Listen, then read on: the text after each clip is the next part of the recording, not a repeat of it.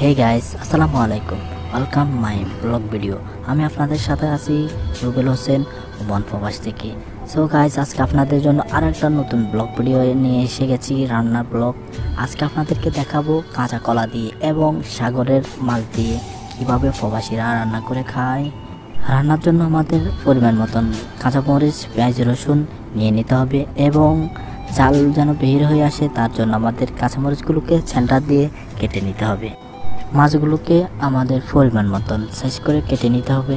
কাটার পর আমাদের ধুয়ে নিব। তারপর আমাদের মাছগুলোকে ভালো করে ভেজে নিতে হবে। কলাগুলো চামড়াগুলো ছিলে নিতে হবে। আমি ছিলে নিয়েছি, দেখতেছেন। তারপর আমাদের তেলের উপর কাঁচা মরিচ এবং পেঁয়াজ কাটাগুলোকে ভালো করে ব্রাউন কালার করে নিতে হবে। ব্রাউন কালার এসে গেলে আমাদের পেঁয়াজ, রসুন এগুলো ভালো করে ব্রাউন কালার এসে গেলে আমাদের এখানে মশলা দিয়ে দেব।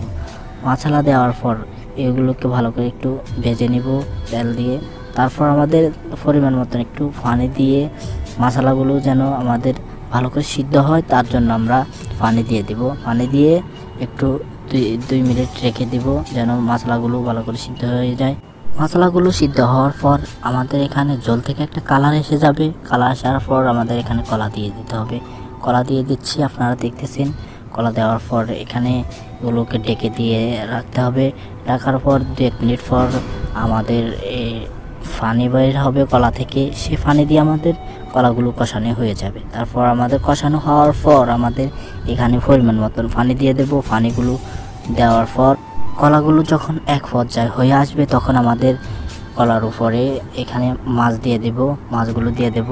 মাছগুলো দেওয়ার পর আমাদের ধনেপাতা দিয়ে দেব। ধনেপাতা দেওয়ার 5 মিনিট ঢেকে রাখতে হবে। ঢাকার পর আমাদের জল কমে গেলে আমাদের তরকারিটি হয়ে যাবে।